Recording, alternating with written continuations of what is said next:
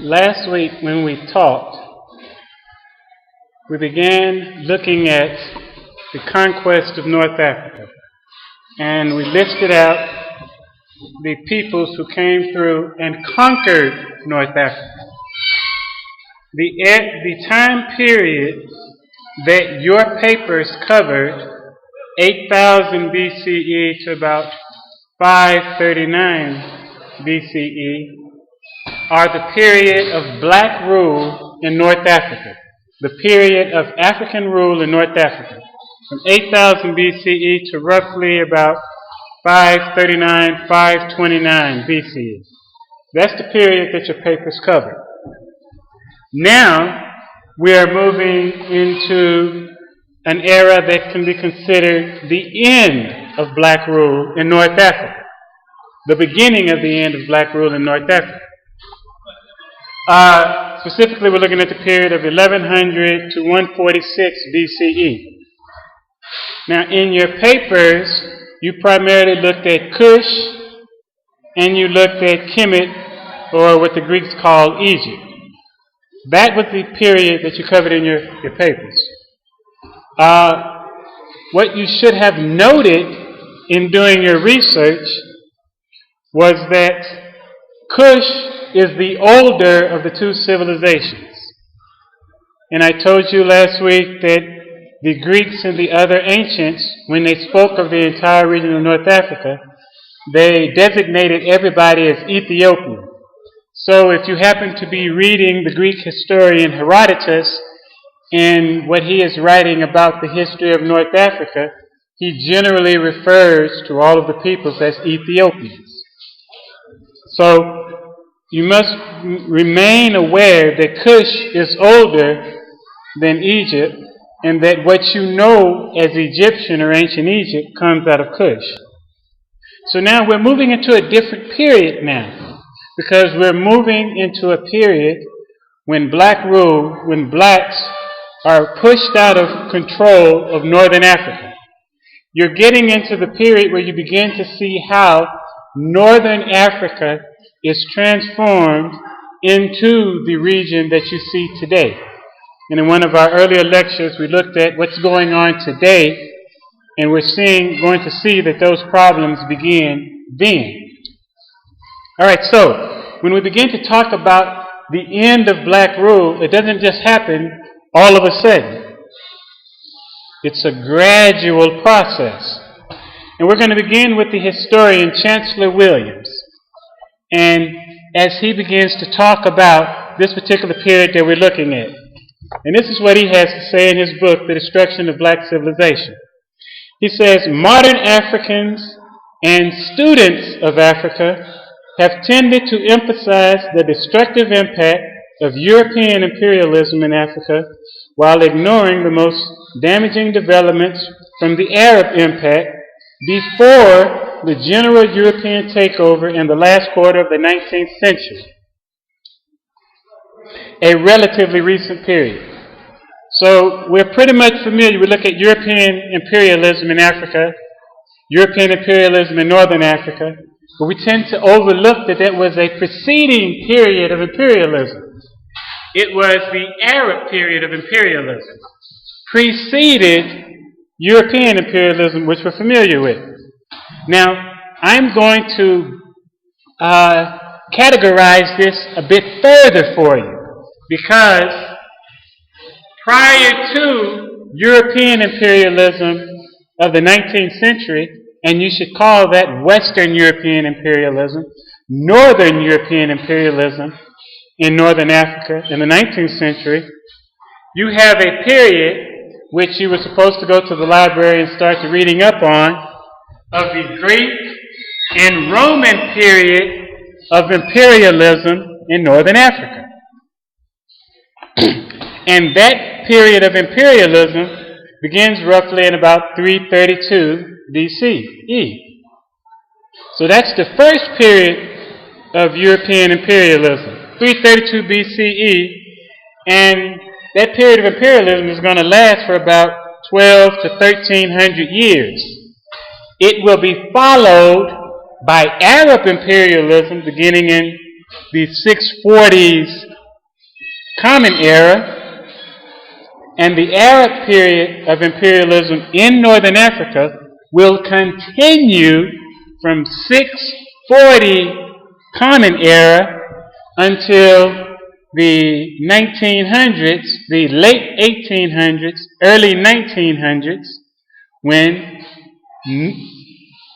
Northern European imperialism begins. So when we talk about Greek and Roman imperialism, which is the European imperialism, you're actually talking about a Southern European imperialism in Northern Africa. So the Greek and Roman aspect is Southern European imperialism.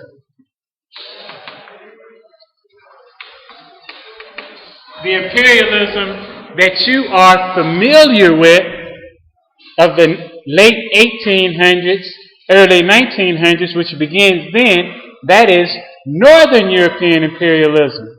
It is primarily peoples coming from, Western European imperialism, Western Europe. Primarily consisting of the British, the Dutch, the Germans. You have the French. But these are primarily peoples coming out of Western Europe, mainly out of the northern part of Europe. The Romans and the Greeks, during their period of imperialism in Northern Africa, are Southern Europeans. So you get a Southern European imperialism, followed by an Arab imperialism, then followed by a Northern European or Western European imperialism in Northern Africa. And the Arab period of imperialism is not only just Arab imperialism coming from the Arabs out of Arabia, but it's inclusive of Iranian as well as Turkish imperialism. Because when the Ottoman Empire, as you should have read about, the Ottoman Empire is the last aspect of the Arab, South Asian invasion and imperialism in North Africa prior to the Western European imperialism.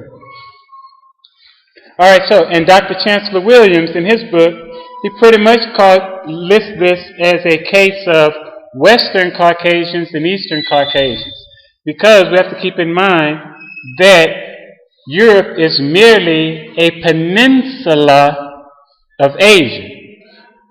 It's only a peninsula of Asia. So the people that we call Europeans are primarily Western Asians. And the Arabs, the Turks, the Iranians, the Iraqis, all of these peoples are Eastern Caucasians coming out of Asia. So, now, to begin our look, however, or our study, or our summary of European imperialism, we're going to travel back to the year 1100 BCE. And one of the civilizations that I listed for you was Kart Hadasht.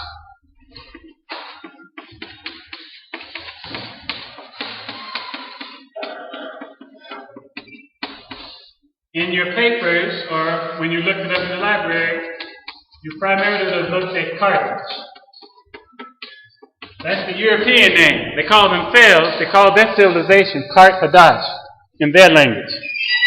But the Europeans called it Carthage. We're going back here to the founding of Carthage in 1100 BCE. Circa 1100 BCE. Now Carthage actually was a colony of the Cushite Canaanites, or the Canaanites. The Canaanites themselves having originally been a colony of Cush. When you look at the history of that region, you will find that Egypt, Canaan, or what today is Palestine, those were originally colonies within a Cushite dominion. And that Egypt is primarily the oldest child, as Chancellor Williams tells us, of Cush or Ethiopia, if you're using a Greek designation. All right, so when we talk about Kart Hadasht, though, we're talking about a colony which was established by the Canaanites. Now, I'm using the term Canaanites. If you go to the library, you will find the peoples of Hadasht and what is today Canaan, in Palestine, or in ancient times was Canaan, will be listed as the Phoenicians.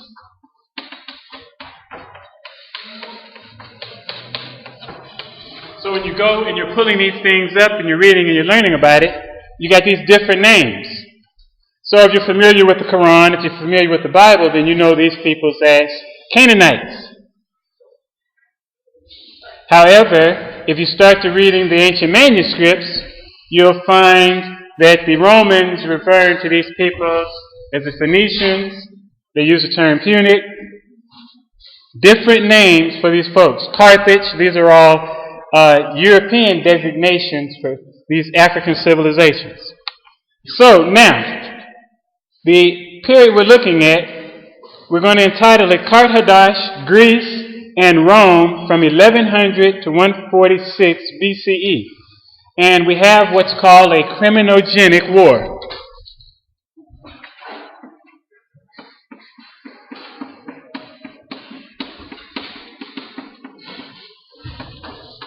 Now, when I say criminogenic war, we're talking about war which is waged as a crime. All right, so anyway, the term criminogenic comes from the psychologist, Dr. Amos Wilson. And he says that a criminogenic society is a society which is primarily based on the death and the damnation of a certain people. It's a society which is based on imperial subordination. Now, we're talking about Hadasht, we're talking about African people. So when we talk about the Greeks and the Romans waging a criminogenic war, we're talking about a war which is being based on the death and damnation of black people, of African people. And by damnation, we're talking about enslavement. By death and damnation, we're talking about the enslavement of these peoples, the conquest of the land, the enslavement of the people, the bastardization of the culture through the rape of the women, through the emasculation of the men. This is all a part of criminogenic war. Now, when you look in the library and you start to talking about the history of Carthage or Hadasht, you generally don't see them starting with the fact that Hadasht waged a 300-year war with the Greeks. Then it waged another 200-year war with the Romans. So this is where we're going back to. Now, the Canaanites, as I said, of whom Hadasht is a colony, were a mercantile people. They were a trading people. They were a people whose society was based on commerce. Global commerce. They were the first ones to circumnavigate Africa, circumnavigate the globe. These folks were the preeminent international business persons of their day.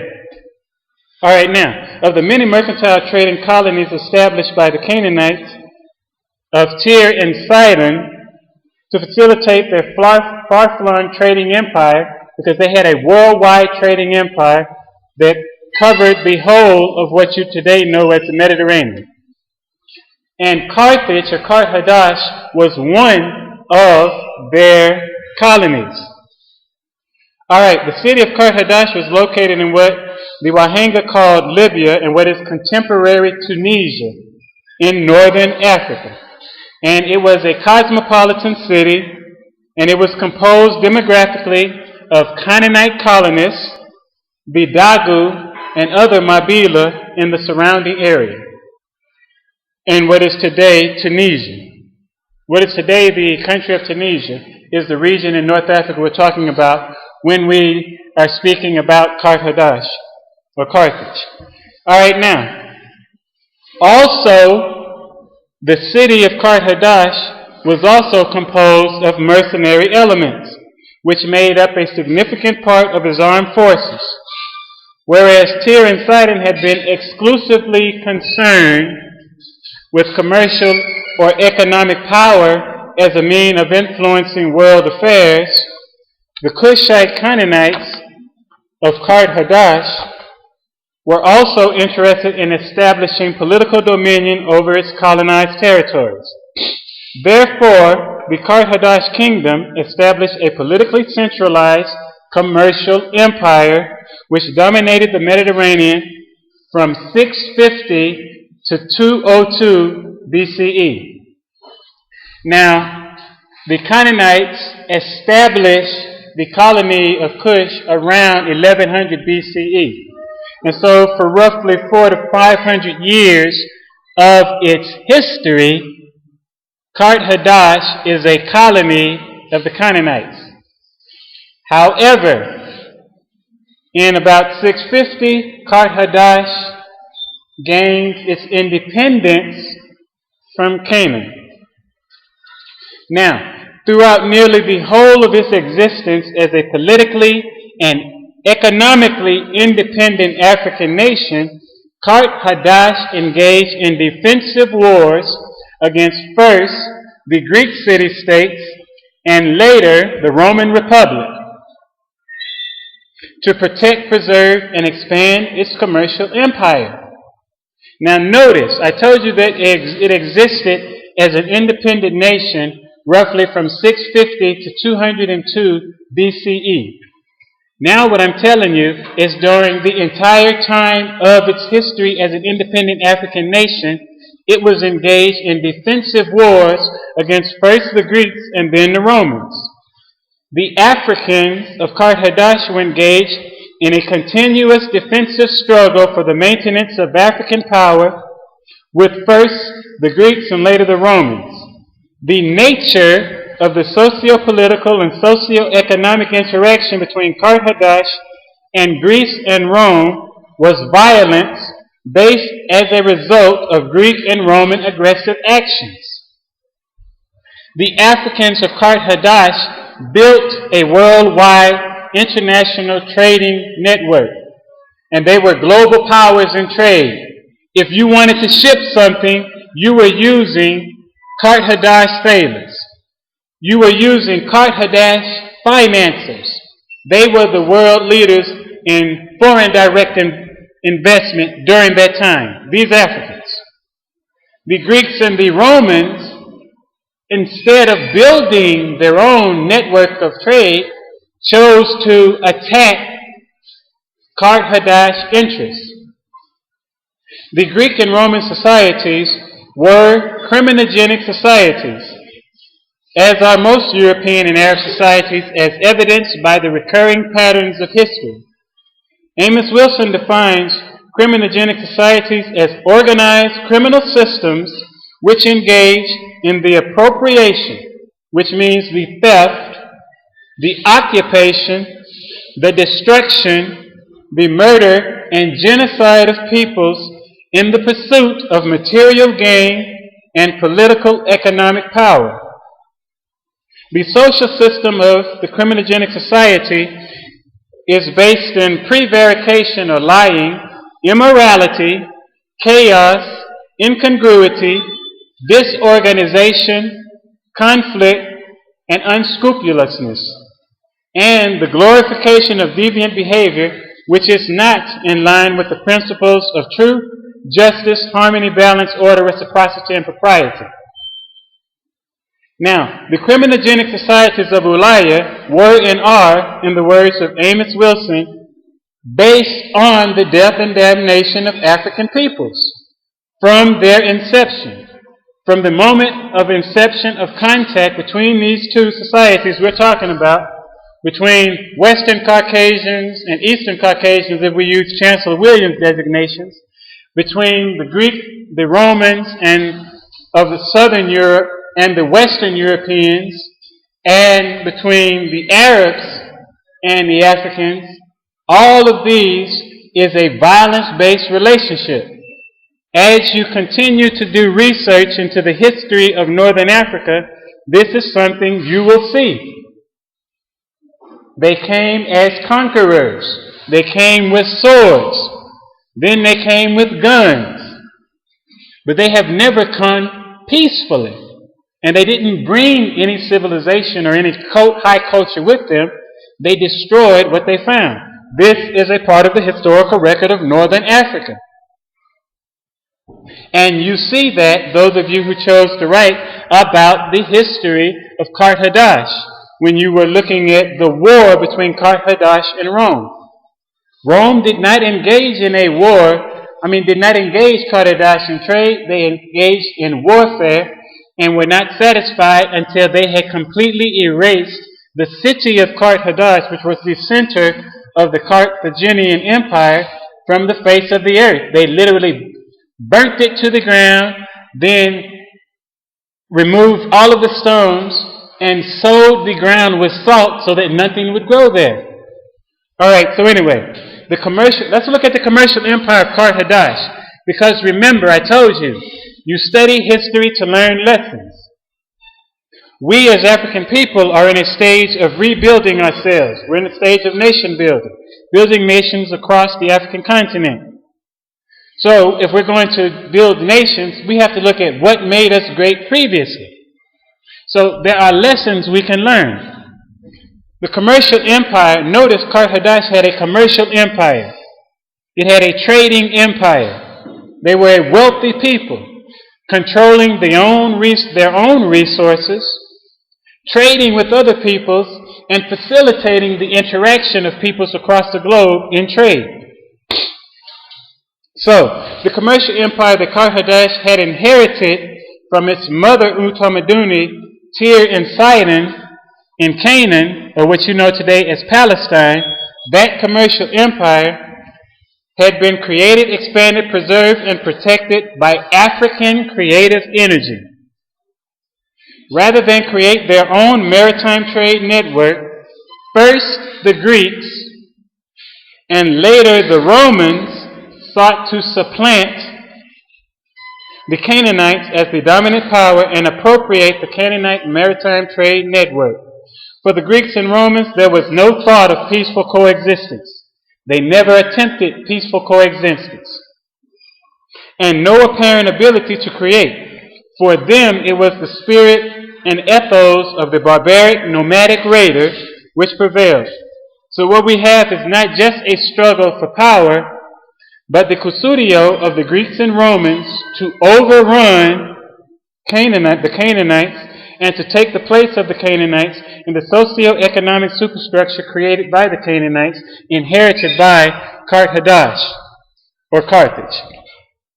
This theme of supplantation, which is akin to genocide, is one that runs throughout the socio-historical experience of the Eurasians. One need only review the histories of the Dravidians in India.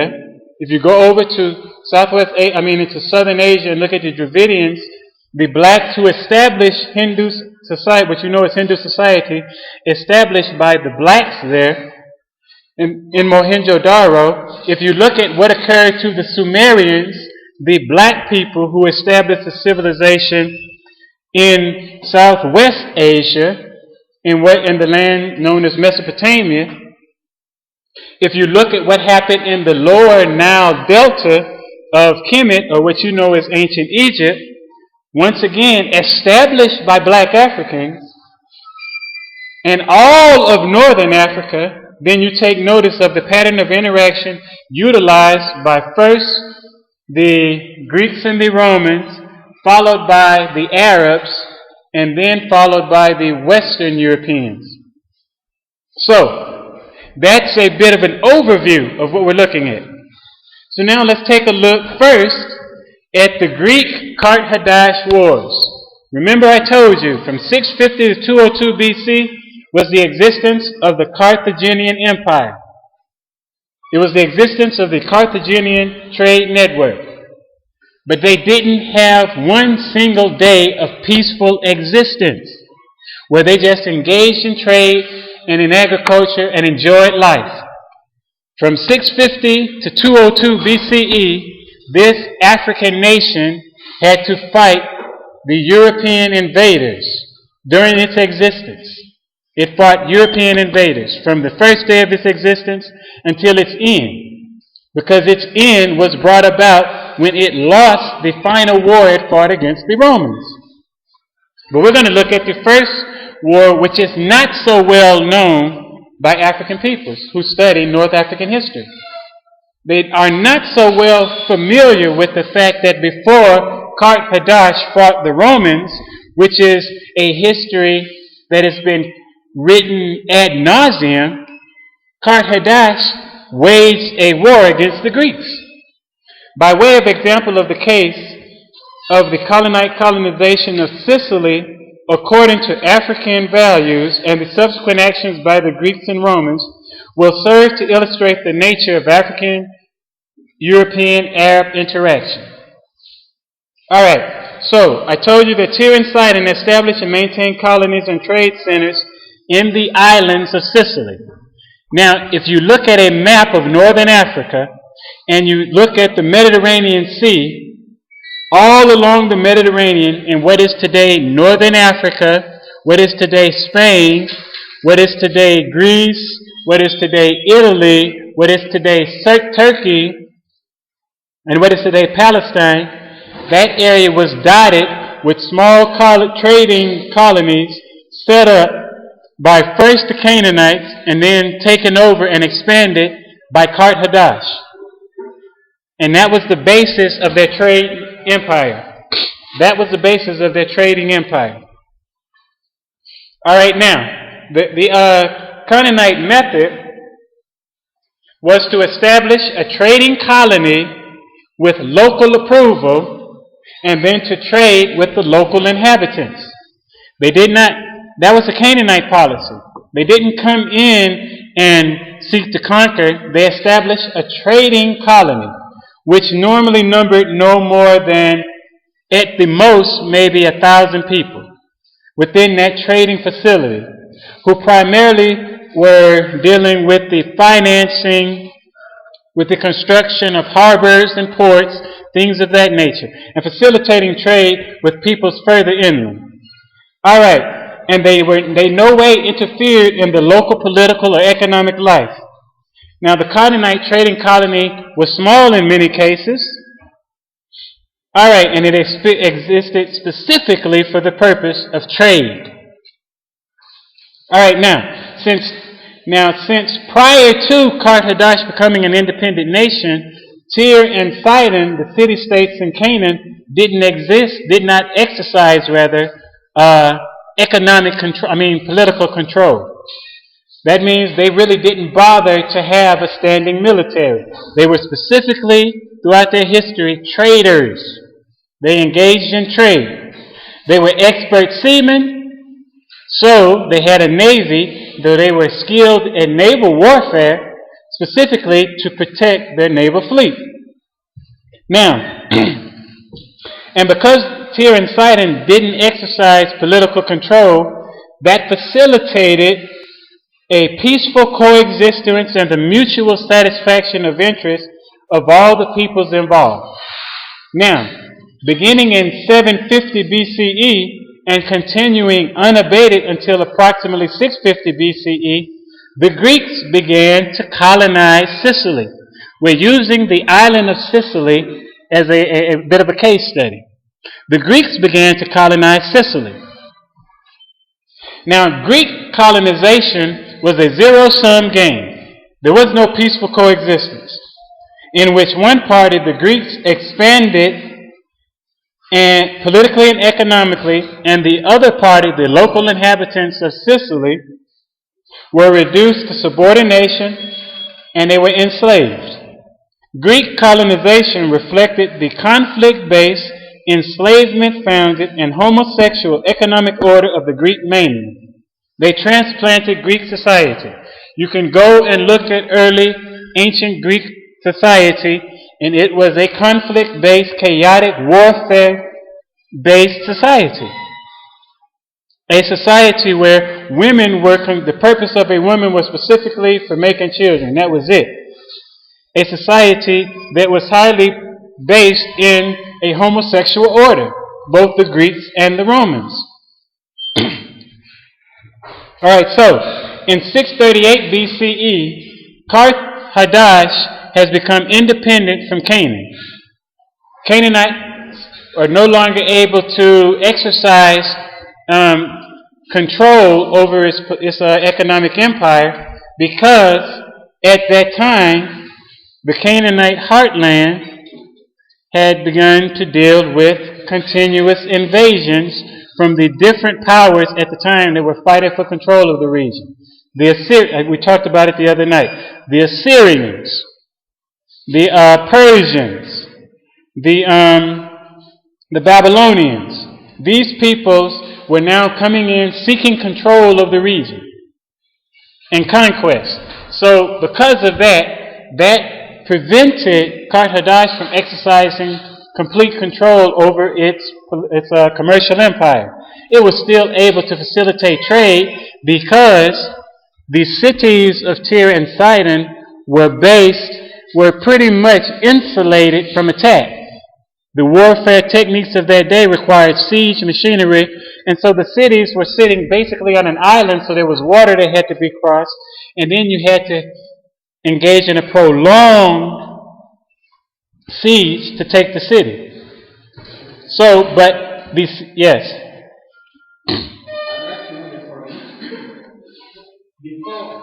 Before the Roman conquest in North Africa, the history shows that the Phoenicians arrived there in North Africa, especially in the area nearby Libya, areas than these Romans. And the Phoenicians established the kingdom of Kart, whereby they established the exchange relation with beggars. Now, the history shows that when the beggar civilization grew, it is now where in 241 BC, before Common Era, towards 238 before Common Era, the clash occurred between beggars and the Phoenicians. It is called the Kaskazini and Spanish War. The question is, what was the reason behind towards this kind of war between the beggars and Phoenicians? But the second question is, in that kind of war, it is where now we see Romans coming towards Romans enter in such kind of conflict, and it is where now the conflict ended and the conquest of North Africa by Roman made. Now, was Roman in the motive towards helping beggars, or it had its own motive? All right, if we move ahead to the Roman period to answer your question, the Romans are being opportunistic. The Romans were being opportunistic. In the beginning periods, with the establishment of with the trading empire that I'm telling you about here now, remember I tell you that the Canaanites don't exercise control. They're not exercising political control.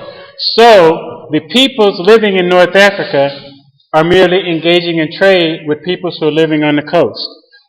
Now, once the period we're looking at now, when Hadasht, the Phoenicians, engage in warfare, are forced into warfare with the Greeks, then they change the nature of the nature of the commercial empire.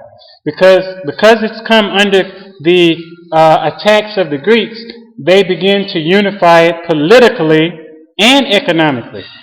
The political is key here because that means they begin to interfere with the peoples who are already in North Africa with their cultural and their political and their economic setup.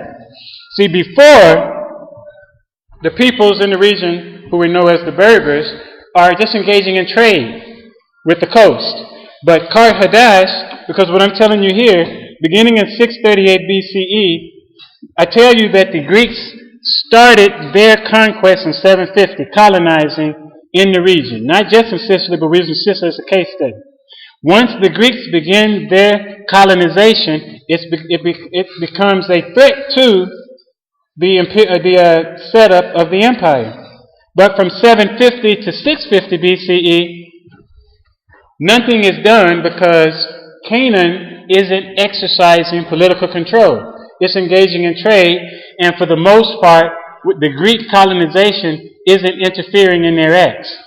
But it's in 638 BCE that Hadasht attains political and economic independence from Tyre and Sidon. So now Kart Hadasht is independent. It's on its own. So once it attains its political independence, it then seeks to unify. It stops Greek encroachment into the territorial areas, because the Greek encroachment is disrupting trade, because the Greeks are destroying the culture there, they're destroying the cultures that are there and turning everything into a Greek hegemony. And so what Kart Hadasht does is they set out to stop Greek encroachment. Now to jump ahead to your question, when the Romans come onto the scene in 505 BCE. At the time, Rome is not a world power. The people you call the Romans are battling the Etruscans in Italy, and they're fighting the Latins, because you got to remember now, the word tribe is a Roman word. You had the Romans, you had the Latins, you had the Etruscans. Those were the primary tribes in the region. The Romans were just one amongst those primary tribes, and then there were multiple other tribes on the Italian peninsula. So from 500 to from 500 to the period you mentioned, when Rome actually ascends and becomes a threat to Carthage in about 240, in the 240s or so BCE, Rome is fighting a war to unify the Italian peninsula. So now, in the 200s, coming to your question, which is during the period of the Carthaginian, the Roman Hadasht War, or what the Punic Wars, if you're utilizing the Roman sources, when you get to this point, the Romans are now using a divide and conquer tactic, which is pretty much it. So, in order to disrupt Carthaginian trade, the Romans will establish political treaties, economic treaties with persons who are at war with Kart Hadasht. Now, why are the peoples of North Africa at war with Kart Hadasht? Because Kart Hadasht changed the nature of the Canaanite commercial structure. They sought political control. So then, now what you have from 638, when Kart Hadasht gets its independence, and it's engaging in war with the Greeks, and because it sought political control, everyone does not want to be controlled politically. Correct? So they're going to fight. So Kart Hadasht now periodically has to deal with something that the Canaanites never had to deal with. Constantly fighting wars with the peoples of North Africa. Your example is dealing with right there in Tunisia, where you have the Phoenician settlers, the Phoenician colonists, the people of Kart Hadasht, the colonialists, they're